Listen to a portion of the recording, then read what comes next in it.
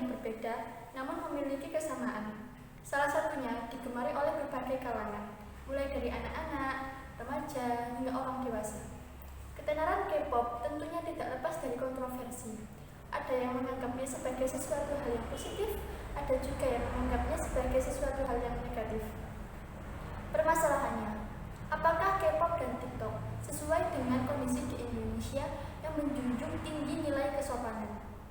Nah, setelah ini kami akan membahas apa saja dampak positif dan dampak negatif dari K-pop dan TikTok, serta solusi dari permasalahan tersebut. So, what's this out?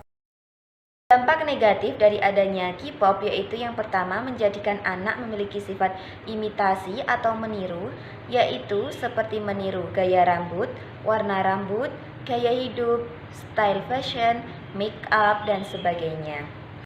Selain itu, kebudayaan asing tidak sesuai dengan kebudayaan Indonesia, seperti wanita idol K-pop yang pakaiannya terbuka.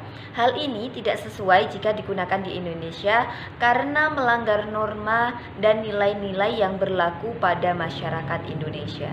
Hal ini bahkan bisa menyebabkan lunturnya kebudayaan Indonesia karena siswa lebih menyukai kebudayaan Korea daripada kebudayaannya sendiri. Dan dampak negatif dari adanya TikTok yaitu menjadikan remaja memiliki sifat suka bergoyang ria, padahal hal ini bukanlah kebudayaan Indonesia. Jika Anda merupakan seseorang yang aktif di IG, maka kalian akan melihat banyak sekali video yang dibuat menggunakan aplikasi TikTok. Nah, di sini banyak juga video yang tidak pantas untuk di-up di IG. Namun, banyak sekali orang yang meniru video tersebut, padahal hal ini bisa berdampak negatif dan bisa merugikan diri sendiri. Bahkan karena kekreatifannya membuat video yang lucu dan menarik, itu membuat mereka bingung membedakan mana yang pantas dan mana yang tidak pantas untuk di-up di sosmed. Nah, penampilan terbuka yang terinspirasi dari idol K-pop dan kebiasaan berjoget ria di tempat umum ini telah melanggar norma kesopanan.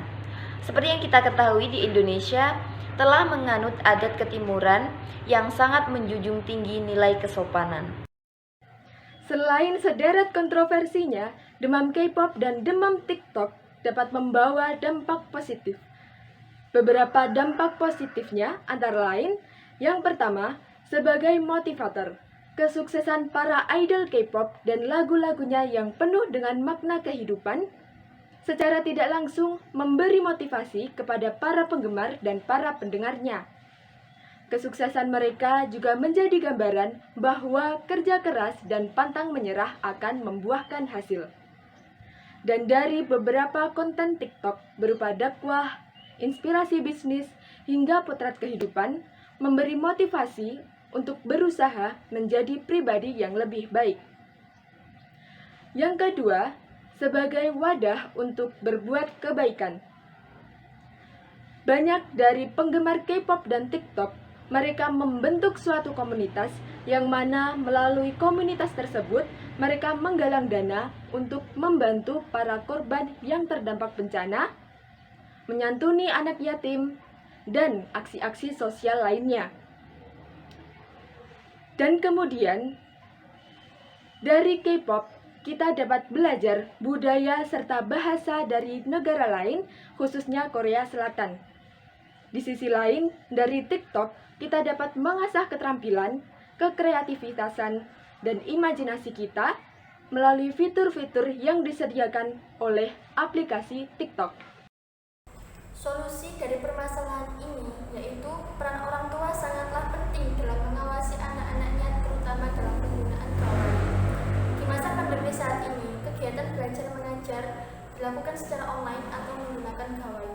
Tugas orang tua yaitu mengawasi dan memberikan arahan yang baik kepada anak, terutama dalam penggunaan gawai. Misalnya, kepada anak yang belum cukup umur. Orang tua bisa mengizinkan anak untuk bermain HP setelah kegiatan belajar mengajar selesai dan diberi waktu maksimal 1 jam, itu pun harus diawasi. Kalau perlu, orang tua bisa mengunci aplikasi-aplikasi yang bisa membuat anak melihat sesuatu yang tidak pantas. misalnya YouTube, TikTok, atau aplikasi semacamnya.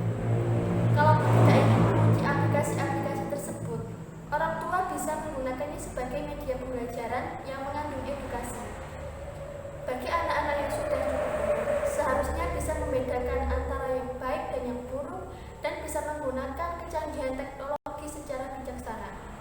Boleh-boleh saja jika menyukai K-pop atau menggunakan aplikasi TikTok, asalkan tidak terlalu berlebihan.